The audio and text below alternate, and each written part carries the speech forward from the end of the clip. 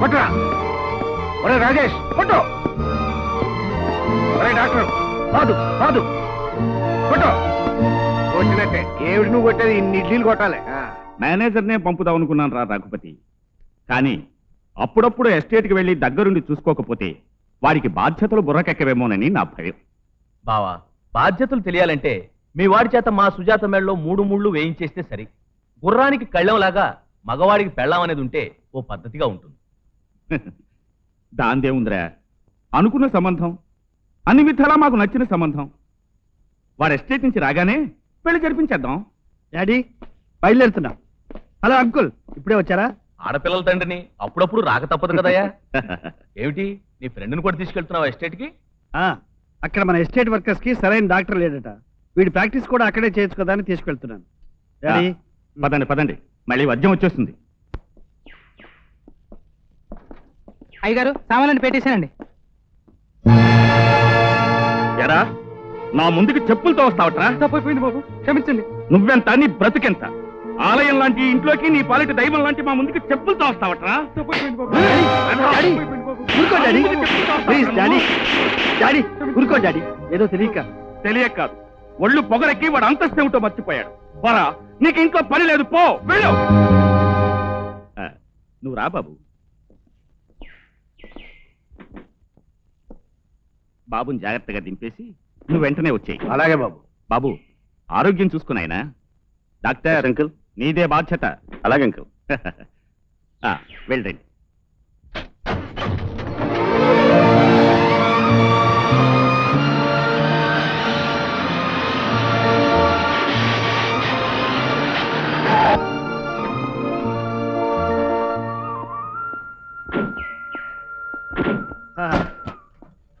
ఏరా డ్రైవర్, వేడెక్కిందా? సరే చల్లారేదాకా మనం వేడి చేసుకున్నారా? సర్లే, మీ ముందు చెప్పులు వేసుకోవడమే ఘోరమైన నేరం అంటారు మీ నాన్నగారు. ఇక సిగరెట్ కాలిస్తే అంతే. రే ఊరుకోరా. మనిషికి నీరు నిప్పు గాలి కంటే ఆస్తి హోదా అంతస్తు ముఖ్యమని డాడీ నమ్మకం.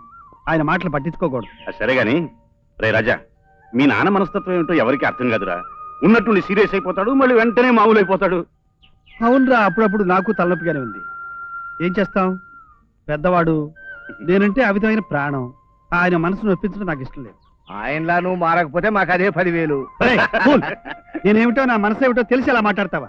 ఒరేయ్, నీకు గుర్తుందా, చిన్నప్పుడు మనం కలిసి చదువుకునేటప్పుడు మీ ఇంటి నుంచి వచ్చిన గంజన్నం, వాడింటి నుంచి వచ్చిన పప్పన్నం, మా ఇంటి నుంచి వచ్చిన పరమాన్నం, కులం ఏమిటో మతం ఏమిటో ఎంగిలేమిటో తెలియకుండా కలిసిమెలిసి తినేవాళ్ళం. డాడీ ఏమన్నా సరే మనందరం ఇలా కలిసిమెలిసి ఉండాల్సిందేరా. రాజా, నేను బయలుదేరుతాను రా.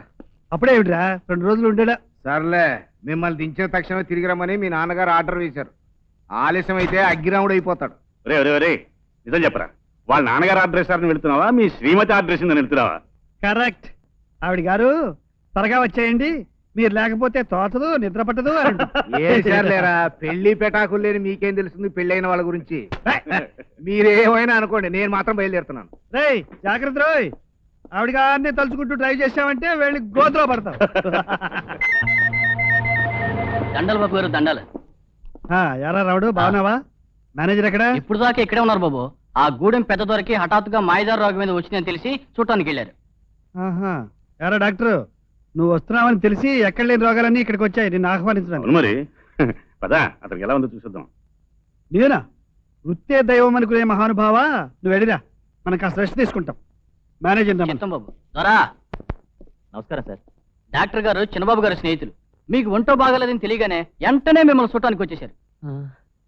చూడవయ్యా దొరా, 4 రోజులు అక్కర్లేదు, 2 రోజుల్లో లేచి కూర్చుంటావు. డాక్టర్ గారు కూడా వచ్చారుగా, నేను వెళ్ళి చిన్నబాబు గారు కనిపిస్తాను. అలాగే వెళ్ళండి, పడుకోండి.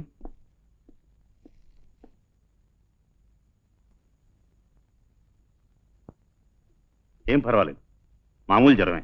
కొన్ని మాత్రలు ఇస్తాను, తగ్గిపోతుంది. ఎవరైనా ఉంటే కొంచెం మంచిని తీసుకురమండి. మళ్ళీ కాసిన మంచినట్రా. ఎవరు? పట్నం డాక్టర్ బాబే, మా అయ్య కోసం పట్నం నుంచి వచ్చారా? ఏ అంత ఆశ్చర్యపోతున్నావు? రాకూడదా? రాకూడదని కాదు డాక్టర్ బాబు, వచ్చినందుకు సంబరంతో ఏ అనాలో తెలియక. థ్యాంక్స్ అంటే చాలు. అయితే ఒక్క టాంక్ ఏంటి బాబు, 100 టాంకులు, 1000 టాంకులు. నా ఒక్కగానొక్క బిడ్డ బాబు, పేరు మల్లి. అల్లరి మడిసి గాని మనసు మాత్రం మల్లి మొగ్గ బాబు. 4 రోజులు ఆగితే నా మనసు బాబుకే తెలుసుద్ది. నువ్వు చెప్పాలా ఏంటి? అదేది ఇదిగో మళ్ళీ మీ అయ్యకి ఈ మాత్రలు ఇస్తున్నాను. రేపటి గనే తగ్గకపోతే సూది మందు వేస్తాం. సూది మంది ఖచ్చితంగా తగ్గిపోద్దా బాబు? ఓ తప్పకుండా. అయితే ఆ మంది ఏమొచ్చుగా? గడుస్తానివే. తగ్గిపోతే ఎలా? నేను మళ్ళీ రావాలిగా. డాక్టర్ గానే రావాలేంటి మా ఇంటికి? అంటే చూడ్డానికి రావచ్చు అంటావు. తప్పకుండా రావచ్చు. అభిమానంగా చూడ్డానికి వస్తానంటే అంతకంటే కావాల్సిందే ఉంది. అలాగే మరి నేను వస్తాను. వచ్చినందుకు టాంకు బాబు. ట్యాంకు దొరా, నేను వెళ్ళొస్తా. దండాలు పడుకో బాబు. పడుకో పడుకో. వస్తాదారా? మంచిది బాబు. బాయ్ మళ్ళీ. బాయ్ అన్నారు అంటే వెళ్తానని చెప్పడం అన్నమాట. Bye bye bye bye bye bye.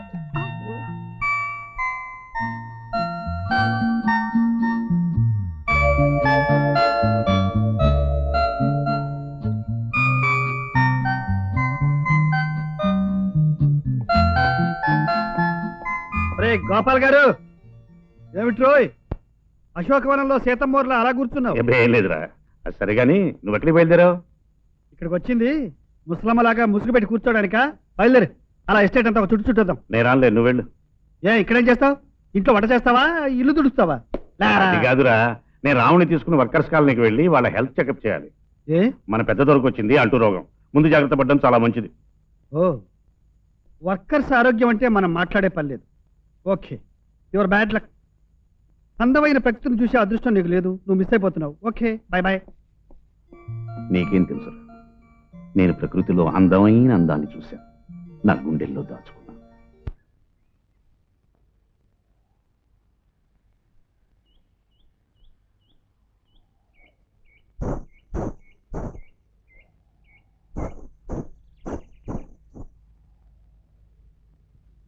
అరే ఏమిటిది? చెట్ల ఆకులు కొత్తగా మువ్వల శబ్దం చేయడం ప్రాక్టీస్ చేస్తున్నాయా?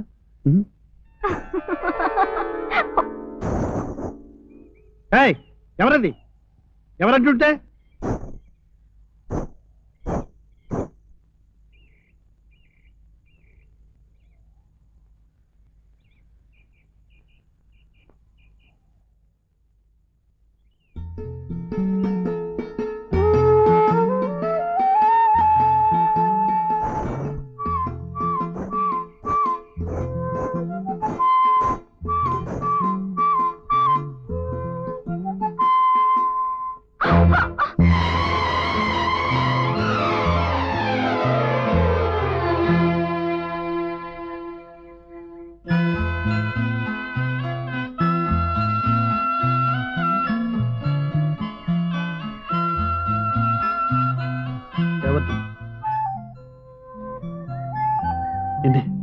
ఎవరు?